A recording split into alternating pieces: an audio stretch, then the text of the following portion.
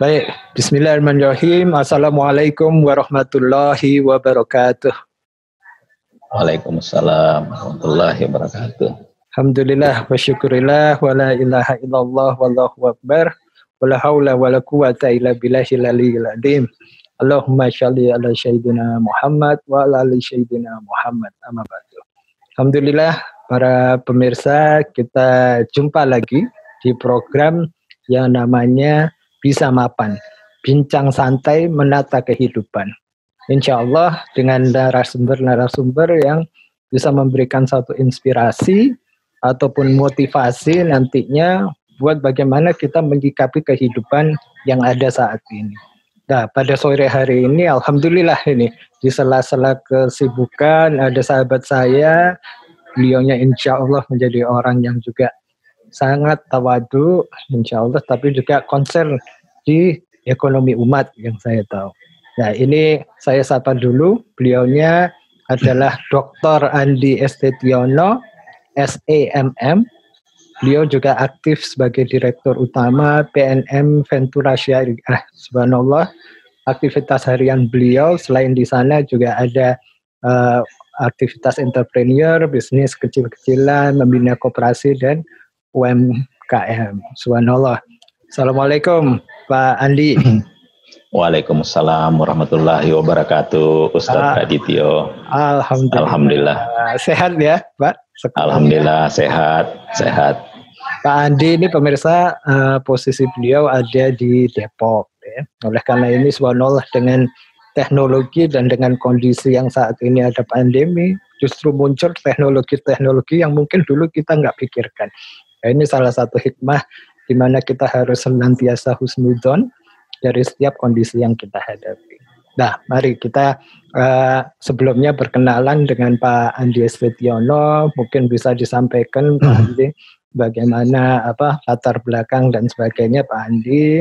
Alhamdulillah ini pemirsa, Pak Andi ini sahabat saya sudah lama. Beliaunya juga satu kampus dulu dengan saya, tapi sekarang beliaunya sudah lebih gelarnya pada saya, alhamdulillah. Siapa tahu nanti warga di Depok yang juga menyaksikan jalan-jalan ketemu sama Pak Andi. Oh, ini Pak Andi yang dulu ikutan dalam Bisa Mapan. Silahkan diperkenalkan diri Pak Andi. Baik, alhamdulillah. Bismillahirrahmanirrahim. Pertama-tama kita panjatkan puji syukur kehadirat Allah Subhanahu wa Ta'ala. Karena atas nikmatnya sore ini kita bisa berjumpa, khususnya kepada sebanyak Ustadz Radityo ini guru saya ini ya. Alhamdulillah bisa berjumpa, kondisi sehat walafiat, dan terutama kita masih diberi nikmat iman ya, iman, dan tak lupa salam salawat kepada Rasulullah Nabi Muhammad SAW, kepada keluarganya, sahabat-sahabatnya, dan insya Allah kepada kita semua pengikutnya sampai akhir zaman. Saya singkat, kalau saya ini memang petualangannya cukup lumayan, Ustadz Radityo. Yeah. Jadi saya pernah di bank cukup lama, keliling juga jadi pimpinan. Setelah itu pindah ke BUMN, ya PNM ini, dan sempat juga menjadi staf tenaga ahli di BPKH pada saat awal pendirian Badan Pengelola Keuangan Haji ya, untuk setup awal kebijakan dan prosedur, dan juga menjadi dosen di Universitas Erlangga. Sekarang ini saya diminta lagi untuk membantu di PNM Ventura Syariah dalam pemberdayaan untuk kelas kecil dan menengah ya. Kalau dulu saya banyak terlibat di kecil ke mikro. Dan saya juga memang aktif banyak di organisasi. Jadi sejak dari dulu pernah jadi sekjen di PINBUK Indonesia, yaitu Pusat Inkubasi Bisnis Usaha Kecil, yang kerjaan kita juga mendirikan BMT dari Aceh sampai Jayapura, dan juga pernah jadi ketua asosiasi BMT seluruh Indonesia. Jadi memang saya banyak aktif di lapangan itu, ikut juga sebagai pengusaha-pengusaha kecil. Jadi saya pernah di Depok ini, kebetulan kalau saat ini saya lagi di Jakarta, lagi di kantor. Kalau di Depok itu saya pernah mendirikan beberapa usaha, termasuk warung sedep Jadi warung sedep itu nama diberikan oleh Pak Nur Mahmudi, mantan wali kota dulu, waktu beliau masih jadi wali kota, itu namanya Selera Depok. Ya, saya juga pernah Selera Depok. Iya, sedep Selera Depok. Saya juga pernah mendirikan bengkel kerjasama dengan Yayasan Astra. Mungkin itu sekilas dari saya. Kalau pendidikan ya saya dulu muridnya Pak Ustadz Radityo di UNER, ya S1 Manajemen Keuangan, S2 Manajemen Keuangan juga di Universitas Negeri Jember. Sempat ambil S3 di UI, cuma karena tugas hanya 1 semester saya tinggal. Saya pindah ke Medan, tugas di sana, dan saya menyelesaikan S3 di Universitas Sumatera Utara Medan. Jadi kuliah di 4 universitas. Iya, Masya Allah, hebat ini ilmunya udah.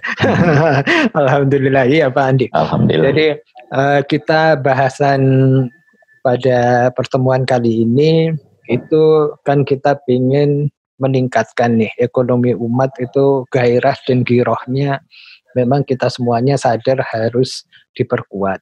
Nah, berbagai macam cara sebelum adanya pandemi itu sudah ada program-program mulai dari pelatihan, pendampingan, dan seterusnya. Apalagi tadi Pak Andi ternyata juga aktif di Pinbook, di mana Pinbook saya paham banget bahwa banyak mendampingi BMT-BMT yang ada di Nusantara ini. Nah, dengan adanya pandemi, tentunya kan dampak ke seluruh sektor, termasuk juga bukan hanya pendidikan, kesehatan, tapi juga ekonomi, dan mungkin juga di UMKM, ya, di ekonomi rakyat. Ya, oleh karena itu, kalau memandang hal-hal seperti ini, Pak Andi, dari sudut pandang Pak Andi, seperti apa sebetulnya? Apakah ini memang hal yang berat atau baik, terutama untuk umat atau masyarakat di sektor yang mikro atau kecil ini? Silakan. Baik. Ya, sebenarnya setiap kejadian itu tetap ada 2 sisi ya. Ada yang melihat dari sisi bahwa ini akan menjadi sesuatu hal yang berat, tapi mungkin di sisi lain merupakan peluang gitu ya.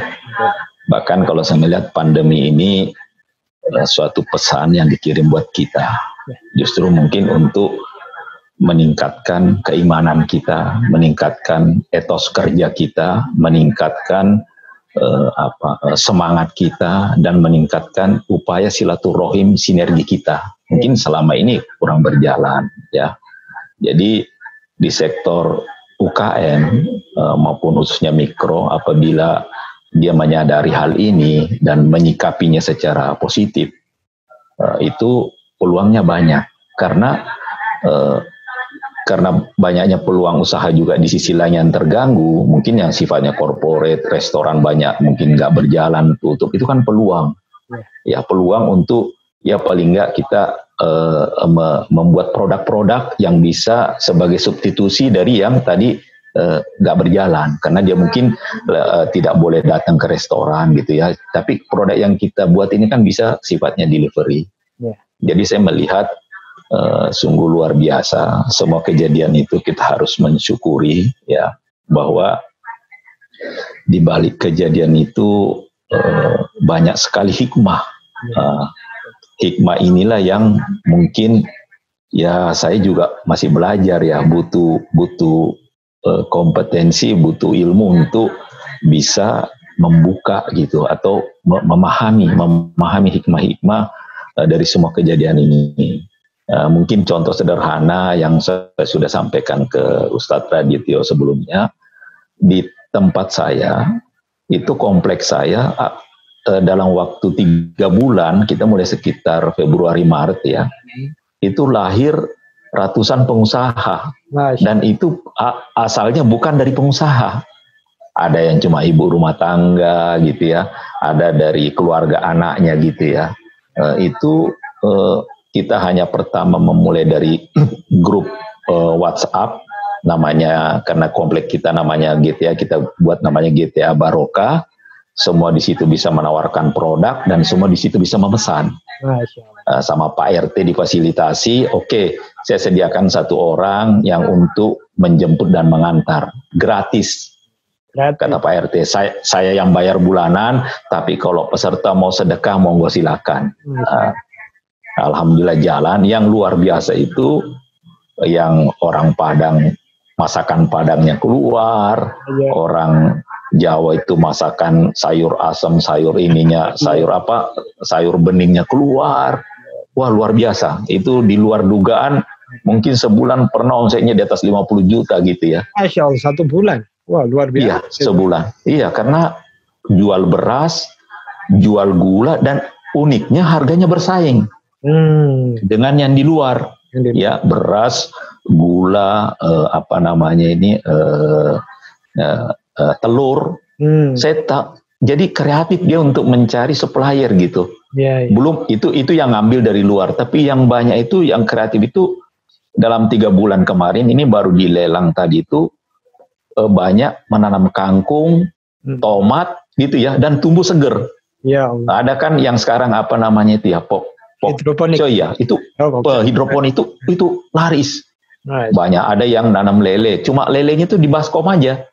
Kayak tempat ember gede gitu, dan hasilnya bagus. Seger-seger. Nah, itu yang saya melihat, alhamdulillah, bahwa hikmahnya itu satu, mungkin itu dari sisi ekonomi, melahirkan akan kemandirian ekonomi, tapi yang dahsyat lagi terbangun silaturahim yang tadinya tidak begitu kenal atau mungkin tidak begitu dekat, jadi dekat gitu. Iya, kuat silaturahimnya itu. Iya. Mungkin itu, Ustadz. Alhamdulillah. Iya. Luar biasa ini Pak Andi, ini ide-ide dan konsep di tempatnya. Memang sementara ini sebetulnya dengan adanya pandemi ini, kalau kita bisa membuka diri, sebetulnya memang ada sentilan-sentilan yang Allah berikan kepada kita, sadar ataupun tidak sadar, untuk sebetulnya kita hidupnya lebih Islami. Ya. Kita hidupnya lebih Islami. Dalam artian seperti ini. Pertama, dari sisi hubungan aja antara satu dengan yang lain itu kita dianjurkan sekarang bahkan oleh medis menjaga jarak, jangan terlalu dekat. Secara dulu mungkin kita bergaul sama teman kita, sama tetangga kita, akhwat, ikhwan, laki dan perempuan dan bebas. Bebas. Sekarang jaga jarak. Terus kemudian Allah juga turunkan ayat di mana bagaimana caranya kita harus hidup bertetangga yang baik. Bahwa itu adalah komunitas masyarakat yang paling dekat dengan kita sebetulnya, yang seringkali apalagi subhanallah pada masa-masa sebelum pandemi kita mungkin lupa rumah kita bersebelahan, tapi kita lewat ke kantor atau lewat aja. Kadang-kadang mereka sakit kita juga tahu lah. Oleh karena itu dengan adanya ini, saya lihat juga di lingkungan saya juga komunitas lebih antar tetangga lebih saling memperhatikan. Walaupun pasti masih ada 1-2 memperhatikannya ikhlas atau enggak, itu ya kembali pada masing-masing ya. Kan ada yang wah ini jangan-jangan tetanggaku sakit, jangan-jangan tetanggaku terpapar COVID dan sebagainya. Tapi di luar itu kita juga harus membiasakan hidup secara positif, saling tolong-menolong, dan subhanallah ini salah satu contoh yang disampaikan oleh Pak Andi di sini luar biasa buat kita semuanya. Nah, sekarang kita kembali pada kondisi di mana di luaran Pak Andi yang Pak Andi sempat aktivitas sehari-hari, mungkin sempat mantau dan sebagainya. Untuk kondisi secara keseluruhan ya. Tadi kalau nggak salah saya ingin sedikit menyinggung masalah keuangan syariah atau PMT yang sempat dibina sama Pak Andi di tempat ini. Itu sekarang fungsinya itu bisa nggak menjembatani kondisi saat ini Pak Andi? Kondisi umat saat ini. Ya, alhamdulillah Ustadz Radityo. Jadi memang kondisi ini nasabah-nasabah BMT pun banyak yang terdampak ya. Ya kita menyampaikan apa adanya bahwa dampak, karena kalau krisis saat ini tuh mungkin jauh beda dengan krisis-krisis sebelumnya yang mungkin hanya krisis ekonomi atau politik. Kalau ini kan karena kesehatan dampaknya kemana-mana, jadi mungkin krisisnya lebih multidimensi. Ya. Kemarin kebetulan saya juga mengisi di acara FGD LIPI, ya LIPI itu salah satu yang sharing itu ketua Asosiasi BMT seluruh Indonesia yang di Jogja namanya Mas Ridwan, juga tim saya dulu, itu menyampaikan. Jadi dengan kondisi ini justru BMT ini betul-betul menjadi jembatan untuk memfasilitasi. Bahkan yang ada yang sudah usahanya tutup, ya karena kan keunikan mikro dan UKM ini, ya cenderung mikro lah ya, itu punya karakteristik usaha yang gampang masuk, gampang keluar. Contohnya, tadinya dia jualan bakso, mungkin besoknya dia bisa beralih jualan nasi goreng gitu ya. Dia melihat di mana peluang yang mungkin memungkinkan dia bisa survive gitu. Nah, itu BMT itu memfasilitasi seperti itu, Ustadz Radityo. Jadi dia sudah tutup usahanya, ya kalau dia minta bantuan bisa ditambah modal lagi, dia bangun usaha yang lain untuk survive sehingga dia punya repayment capacity, kemampuan bayar, sehingga bisa berjalan lagi. Nah, itu alhamdulillah. Iya, alhamdulillah. Jadi banyak yang cukup terbantu. Cuma memang sekarang ini contoh yang BMT di Erlangga ya, itu dampak sama pasarnya. Jadi bukan dampak dari modalnya. Jadi BMT Abada menyediakan modal, tapi pasarnya itu karena mahasiswa tidak masuk kuliah gitu ya, jarangnya makan di warung-warung atau di kantin-kantin itu sehingga sepi gitu. Ini dampaknya di situ. Ini mungkin ada yang bisa cepat merubah diri, beralih ke usahanya, ada juga yang tidak bisa cepat merubah diri. Nah, itu pun dilakukanlah penyelesaian atau semacam kalau di ini restrukturisasi lah. Kita kondisikan dengan kemampuan bayar. Kita longgarkan, kita mundurkan dulu bayarnya, melihat sampai perkembangan kondisinya.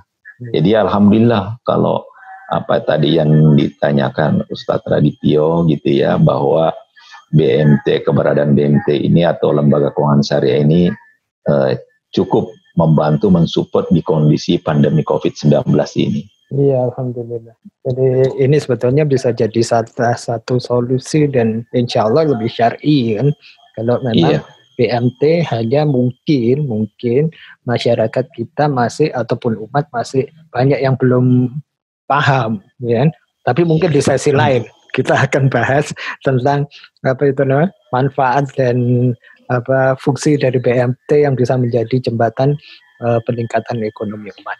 Nah, untuk kali ini saya ingin tanya dari pengalaman Pak Andi sendiri, kira-kira umat atau masyarakat ini untuk ningkatin ekonomi ini yang paling baik itu kan usaha apa dari situasi ini? Kan kita lihat ya, di luaran sana memang banyak yang terdampak, banyak yang menurun dan sebagainya, termasuk juga di keuangan tadi yang disampaikan sama Pak Andi. Tapi di sisi yang lain, subhanallah, dengan adanya pandemi ini justru ada sektor-sektor usaha yang malah meningkat, ya, mendapatkan manfaat dari kondisi ini.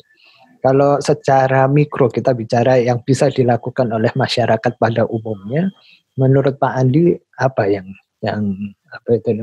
potensial? Ya, baik, ini tadi juga baru siang ya kami meeting dengan namanya Kecipir ya, teman saya juga. Kecipir itu dia membuat sistem digitalisasi, mengumpulkan petani-petani wilayah Bogor dan Jawa Barat untuk mensuplai langsung produk-produk petani. Dan alhamdulillah itu cukup berhasil. Disampaikan oleh Pak Dr. Dali itu bahwa sebelum pandemi dibanding pandemi malah meningkat. Ya, ini salah satu, kalau yang tadi Ustadz Radityo menanyakan, ini salah satu sektor yang justru meningkat. Banyak orang beralih ke makanan yang lebih higienis atau lebih segar atau lebih sehat. Karena ya mungkin kondisi juga ya, orang menjaga kondisi, menjaga kesehatan. Dia saat ini wilayah covernya masih Jawa Barat sama Jabodetabek. Itu saya melihat. Kalau dari yang lain, tetap yang terkait memang saat ini yang survive itu ya kebutuhan pokok kuliner. Karena kondisi pandemi ini orang juga akan menghitung. Artinya kalau dulu kita di ekonomi belajar ada kebutuhan pokok, kebutuhan sekunder dan tersier, kayaknya tersier dan sekunder ini akan lebih diminimize ya, kalau perlu seperti itu. Jadi yang akan dipertahankan lebih kepada masyarakat itu kebutuhan pokok ini. Jadi makanya kalau dilihat, karena bisnis itu akan melihat pasar dan melihat produksi dan supplier ketersediaannya. Nah, itu tinggal menghubungkan, di situ akan bergulir suatu ekosistem bisnis yang bisa tumbuh secara berkelanjutan atau sustainable gitu. Mungkin itu Ustaz Radityo. Benar-benar. Jadi kalau kita lihat sekarang mungkin ya banyak sekali sampai ke usaha-usaha rumahan ya katakanlah yang melihat peluang sekarang buat masker, ya kan, masker kan, betul, kesehatan, betul. Ya kan, sanitizer dan sebagainya. Selain itu benar, kuliner itu banyak banget teman-teman kita juga, mungkin teman Pak Andi juga banyak sekarang yang dagangan frozen food misalnya itu. Iya betul, frozen food itu paling laris sekarang. Iya sekarang paling laris memang. Dari satu awalnya aja di tempat saya tukang sayur yang ada di pasar, biasanya dia ngedon aja ya, nongkrong aja di pasar. Sekarang jemput bola dia kontaki ibu-ibu yang biasa belanja ke dia mintain nomor WA-nya atau apa. Iya. Dia sayang delivery. Masya Allah, iya. Jadi benar-benar luar biasa. Nah ini yang pengen kita tularkan sekarang ke jamaah. Insya Allah mudah-mudahan nanti menjadi satu program yang diinisiasi oleh Pak Andi ini bisa kita kembangkan bersama, mudah-mudahan dengan jamaah sekalian. Itu konsep yang tadi disebutkan atau Pak Andi sempat bicara ke saya kemarin-kemarin itu yang namanya one home, one entrepreneur. Satu rumah, satu pengusaha. Subhanallah, ini bakal jadi gerakan yang manfaatnya luar biasa kalau kita sama-sama benar-benar menyikapinya secara positif dan istiqomah tentunya. Itu bisa kasih gambaran yang lebih hadir lagi Pak Andi. Jadi itu alhamdulillah dalam 3 bulan itu betul-betul udah bisa berjalan itu ya. Artinya anak kecil pun itu bisa ikut terlibat. Artinya kan anak-anak ini juga kan bosan juga sebenarnya ya. Kan sekarang stay at home. Kalau stay at home aja, sekolahnya daring, online, dia jenuh. Tapi karena adanya variasi aktivitas, ya kayak anak saya itu dia ngambil produk, dia jual ke temannya sendiri. Ya memang sekarang sudah seperti itu. Jadi memacu orang-orang kita itu kreatif ya, kreatif punya inisiatif. Tapi ada hal lain yang tidak mungkin belum kita pikirkan. Terciptanya atmosfer dalam rumah itu menjadi lebih ceria, lebih dinamik dan lebih semangat. Nah, kalau kondisi kayak gitu kan akan melahirkan ya atmosfer kebahagiaan yang menguatkan imun kan jadinya. Kalau orang karena kan sakit fisik, sakit fisik ini kan korelasinya juga kuat dengan kondisi mental kejiwaan. Ya, mental kejiwaan. Jadi saya yakin kalau itu satu. Yang kedua itu Ustadz tadi itu kita pikir harus mungkin antisipasi ke depan. Kalau saya melihat kondisi hari ini sebenarnya belum mungkin proses krisis gitu ya. Tapi belum betul-betul krisis. Kalau ini belum moga-moga aja. Tapi saya tetap persangka baik ya. Cuma ini kan sebagai hamba Allah yang ya pengetahuan terbatas sebagai logika, karena kan gelombang PHK ini kan sudah menyebar terus kemana-mana.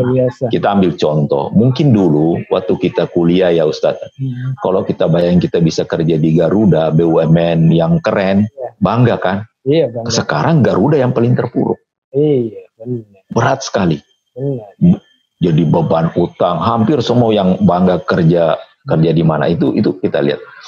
Ini mungkin sekarang belum terasa karena mungkin banyak, walaupun sudah sekian banyak terjadi PHK di mana-mana, orang kan mungkin masih dapat lah uang penghargaan apa-apa masih ini. Tapi yang berat nanti karena bergulir, karena ini aktivitas yang tidak ada gitu, aktivitas yang menurun gitu ya, aktivitas menurun sehingga ada ya kalau tubuh ini metabolisme itu ada metabolisme ekonomi yang kurang berjalan.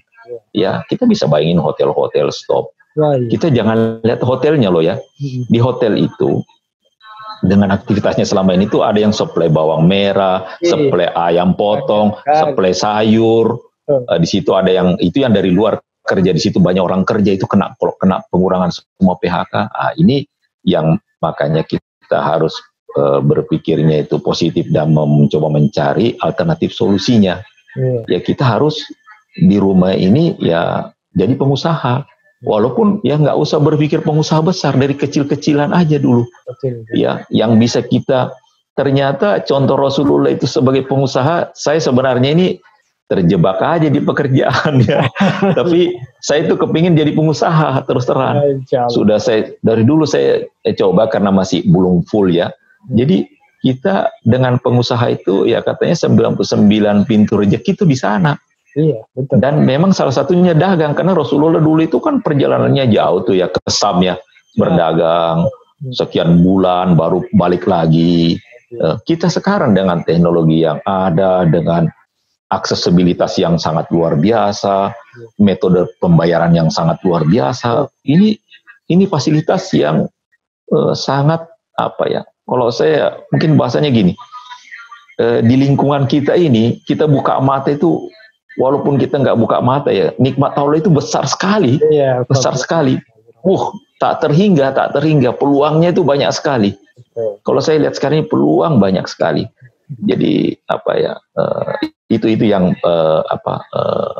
kita bisa sikapi ya. Jadi kita harus antisipasi, makanya perlu lahirnya dalam setiap lingkungan ada kemandirian ekonomi dalam suatu komunitas-komunitas kecil sehingga menyebar secara nasional. Apapun ke depan itu tetap kuat gitu ya. Soalnya yang khawatir itu kan bisa ada bergeser ke krisis lain, umpamanya krisis sosial gitu ya. Itu yang lebih lagi. Itu yang bisa berisiko gitu. Tapi kalau semua orang sudah solid masing-masing RT gitu ya, berkembang ke RW, jadi menjadi satu Indonesia, itu saya pikir bisa lebih mandiri. Cuma mungkin memang ya kalau dulunya konsumsinya lebih mewah, sekarang ya disederhanakan. Ya memang kita dikasih contoh Rasulullah harus kita ikutin. Jadi saya benar tadi Ustadz Radityo bilang, jadi hikmahnya itu luar biasa sebenarnya pandemi. Mungkin itu Ustadz. Iya, alhamdulillah. Jadi memang itu kita memang selalu harus menyikapi segala sesuatunya bahwa segala kejadian Allah hadirkan itu pasti ada maksudnya. Selama kita berpikir positif atau husnudzon tadi, akhirnya lahir ide-ide kreatif, inovasi-inovasi yang sebetulnya ini jalan keluar. Kalau kita sekarang kan pemerintah, alhamdulillah sudah mendengungkan bahwa kita harus kondisinya new normal atau apa banyak. Sehingga ini memang harus kita sikapi. New normal bukan berarti sudah normal lagi, tapi memang harus ada sesuatu yang baru. Nah, termasuk bagaimana caranya kita hidup, termasuk dari sisi ekonomi juga. Nah, ini mudah-mudahan ini konsep yang menarik dan insya Allah mudah-mudahan Pak Andi juga berkenan. Nanti kita bisa jadikan ini sebagai satu gerakan bersama, gerakan yang sifatnya nasional insya Allah ya, apalagi Pak Andi ada di Jakarta, kita ada di Surabaya, insya Allah melalui jaringan-jaringan yang ada bisa menjadi satu kekuatan ekonomi yang baru, itu yang paling penting. bahwa yang kecil-kecil ini, tapi kalau bergeraknya bersama, wah subhanallah. Wah iya, luar biasa. Nah ini tentunya nanti di pihak yang lain kita tetap membekali supaya dari setiap warga ya, dengan akhlak yang baik, ya, dengan kondisi-kondisi yang one house one entrepreneur atau nanti namanya ini menjadi luar biasa.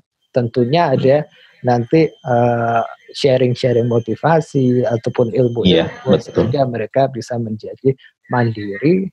Dan insya Allah kalau itu bergerak luar biasa, nanti BMT juga bergerak, lembaga keuangan lain juga bergerak. Wah, itu luar biasa. Wah, ini saya menjadi sangat semangat ini, terutama ini setelah berdiskusi, berbincang dengan tamu kita pada sore hari ini, luar biasa. Alhamdulillah. Nah, Pak Andi, mungkin untuk di penghujung acara ini bisa kasih tips-tips atau apa yang mana menjadi satu penyemangat buat kita semuanya, khususnya dari sisi ekonomi ataupun kemandirian keluarga kita. Baik, Ustadz Radityo. Mungkin kalau kita mengingat surat Al-Mu'minun, ya, bahwa kita ini orang yang sangat beruntung, ya. Beruntungnya kenapa? Yaitu orang yang khusyuk dalam sholatnya, ya. Dan saya juga melihat dari surat Al-Mulk. A'udzubillahi minasyaitonirrajim. Allazi khalaqal mauta wal hayata liyabluwakum ayyukum ahsanu amala wa huwal azizul ghafur. Jadi kalau kita lihat di sini kan sangat clear ya, bahwa Allah menciptakan mati dan hidup. Nah, ini kan kelihatan nih rangkaiannya. Kata-kata ini ya, allazi khalaqal mauta wal hayata, ya kan, menciptakan mati dan hidup itu ya untuk kita diuji gitu ya. Jadi hidup itu semuanya ujian. Jadi siapa yang mau menjalani hidup ini harus punya kesadaran di tataran ini dulu nih, ya. Sehingga nanti tingkat keikhlasan dan ihsannya itu dia bisa menikmati kondisi apapun. Karena ya ujian terbaik yaitu tadi, mana yang memberikan amalan-amalan yang terbaik. Amalan-amalan yang terbaik sebenarnya kan asasnya asas manfaat. Ya siapa yang paling bermanfaat, ya itulah. Dengan ya contohnya mungkin sore hari ini alhamdulillah saya diizinkan oleh Ustadz Radityo untuk ya diskusi ya. Saya bukan posisinya sharing karena saya juga masih terus belajar. Kita bisa dengan bertukar pikiran begini, nanti kita bisa terapkan, bisa bermanfaat buat orang banyak. Ya, kenapa saya juga tuh senang buat BMT Ustadz Radityo. Iya, makanya. Jadi saya di Medan, alhamdulillah saya buat BMT di komplek itu. Karena masjidnya namanya Musabihin, saya kasih nama BMT-nya Musabihin. Jadi kayak gitu. Habis tsunami di Aceh dulu kita buat 2 BMT di Aceh. Ya kayak gitu terus. Pernah juga saya UNER juga buat. Saya pindah Surabaya, masuk UNER, diminta Pak Rektor ya kita buatin alhamdulillah. Jadi Abada itu yang ngasih nama ya Pak Rektor juga, kan dari bahasa Arab juga. Abada itu kekal. Jadi Pak Rektor kepingin ada amalan yang terus berlanjut gitu. Kedokteran, teman-teman dokter juga alhamdulillah mengajak saya, Profesor Budi Santoso, saya buatkan juga BMT Berkah Medika. Alhamdulillah sekarang semua berjalan. Itu tempat di Kalijudan, iya. Enggak, ini dokter-dokter kumpul hampir 200. Jadi dia kumpul, saya diminta datang presentasi, saya buatkan koperasi. Ya salah satunya punya di Fakultas Kedokteran itu, saya buatkan minimarket itu ada itu di depan. Namanya saya kasih namanya juga Berkah Medika. Kalau Ustadz Radityo lewat di Fakultas Kedokteran, ada supermarket di situ. Itu yang ya alhamdulillah. Jadi seperti itu. Moga-moga itu aja pesan terakhir ya. Kita ingat itu. Allazi tabarakalladzi biyadihil mulku wa huwa ala kulli syai'in qadir. Allazi khalaqal mauta wal hayata liyabluwakum ayyukum ahsanu amala wa huwal azizul. Saya yakin teman-teman akan semangat ya. Akan melihat hidup ini dengan sisi lain ya, dengan punya prasangka baik terus, prasangka baik sama Allah gitu ya. Apapun itu akan membangkitkan energi kita dari dalam ya. Udahlah, kalau rezeki itu kan sudah jelas, Allah sudah tentukan, iya kan? Udah bukan, ya ngapain kita nggak mampu lah ngurus rezeki kita. Orang, ya kita dikasih nikmat waktu, mesti dikasih usia, ya kita share mungkin ilmu kita, pengalaman kita, dan kita berbuat, lakukan sesuatu. Ya alhamdulillah kayak Abada itu sekarang udah 1000 lebih. Ya, pengusaha mikro yang dibantu permodalannya, baik di lingkungan dalam UNER maupun di pasar-pasar tradisional sekitar UNER, dengan aset sudah 1,5 miliar. Padahal modal cuma 100 juta. Modal 100 juta. Alhamdulillah bisa 1,5 miliar sekarang. Nah, seperti itu. Manfaat yang jelas, manfaatnya ditebar terus. Iya. Jadi kalau itu bisa berjalan, kalau sesuai tadi juga Ustadz Radityo bisa menasional, ya, itu insya Allah kemandirian ekonomi umat itu bisa bisa terus bergulir dalam kondisi apapun, akan menguatkan kita. Karena aspek ekonomi ini cukup penting, ya. Aspek ekonomi ini cukup penting dalam rangka beramal, ya, berlomba-lomba, berfastabiqul khairat tadi ini, berlomba ini kita harus ekonomi juga yang memadai lah. Kita nggak harus ini sih ya, mungkin berlebihan, tapi memadai, kita bisa kuat berdiri gitu. Kita bisa punya kepercayaan diri untuk berbuat dan berdakwah. Gitu. Betul. Kita cukup, itu yang paling penting. Ya, ini luar biasa ini. Jadi Bismillah kita sama-sama, Pak Andi. Mudah-mudahan Allah ridho apa yang kita diskusikan atau kita bahas pada sore hari ini menjadi motivasi nantinya, menjadi satu gerakan yang manfaat, bukan untuk apa aja. Semata-mata kita pinginlah pertama umat ini bisa bergulir ekonominya, bisa kuat. Insya Allah nanti kan makin berkembang dan insya Allah menjadi satu kekuatan buat negara kita juga.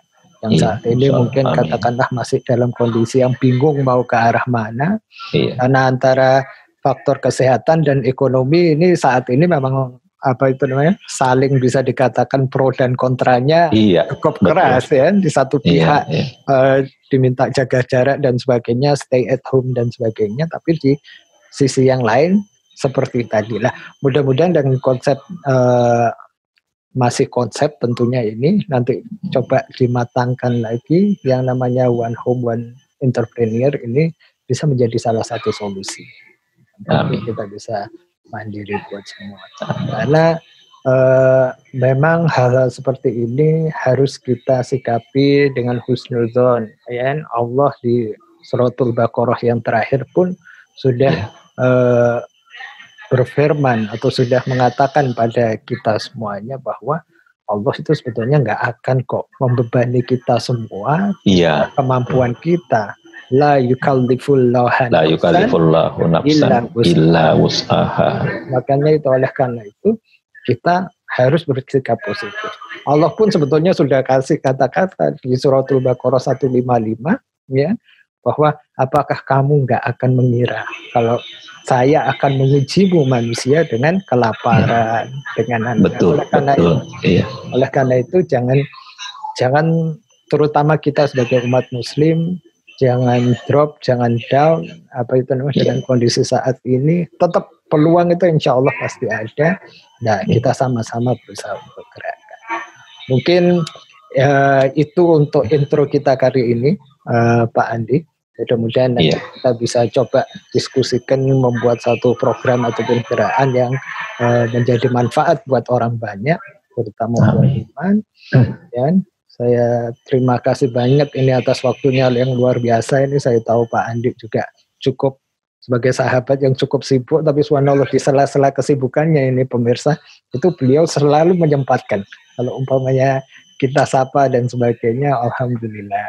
Silakan. Siap, Ustadz Radityo. Siap. Mungkin Nah, itu untuk pertemuan sore kali ini, Pak Andi, alhamdulillah terima kasih banyak. Mudah-mudahan Pak Andi sama-sama sebagai pembicara atau narasumber kali ini menjadi satu materi yang menjadi manfaat buat semuanya. Ayo semuanya, umat maupun pemirsa, kita bergerak bersama, tetap dalam kondisi positif. Mudah-mudahan Allah pertama segera angkat apa yang menjadi kekhawatiran kita selama ini dengan virus corona atau COVID-19 ini. Krisis ekonomi juga bisa sebetulnya kita carikan jalan keluar selama kita bertakwa, selama kita ini juga selalu husnudzon dengan yang lain. Mungkin itu Pak Andi, terima kasih, mudah-mudahan sehat selalu bersama keluarga. Mungkin sedikit sebagai penutup. Monggo. Jadi tetap semangat, kita ingat fa inna ma'al usri yusra, inna ma'al usri fa iza faraqta fansab wa ila rabbika farghab. Jadi setelah kesulitan itu ada kemudahan. Kuncinya harus kita tetap kerja keras. Setelah kamu selesai dalam suatu pekerjaan, berpindahlah ke pekerjaan lain. Dan penutupnya, dan hanya kepada Allah lah kamu berharap. Insya Allah, kalau itu yang kita pegang, kita akan kuat ya. Amin. Jadi hanya kepada Allah lah kita berharap. Itu penutupnya sangat luar biasa. Tapi sebelumnya itu kita sadari, memang ada kesulitan, ada kemudahan. Di balik kesulitan itu ada kemudahan. Ya, di balik kesulitan itu ada kesuksesan. Tapi dengan kesungguhan ya, manja doa, kita kerja keras, insya Allah pasti ada. Berharap sama Allah. Ya, mungkin itu aja penutupnya. Kurang lebihnya mohon maaf. Sekali lagi, jazakallahu khairan katsiran. Terima kasih banyak Ustadz Radityo. Kalau ada ya kata-kata saya yang kurang berkenan, saya mohon maaf, ya kelemahan sebagai manusia. Tapi kalau Ustadz Radityo, saya siap kapan saja selama waktu saya ini untuk aktif ikut sama-sama teman-teman. Ya. Amin, insya Allah. Terima kasih banyak Pak Andi Estetiono. Salam buat semuanya, buat keluarga. Kita nanti lagi dengan Pak Andi di sesi-sesi yang lain, pemirsa. Dan menjadi manfaat. Billahi taufiq wal hidayah. Wassalamualaikum warahmatullahi wabarakatuh. Waalaikumsalam warahmatullahi wabarakatuh.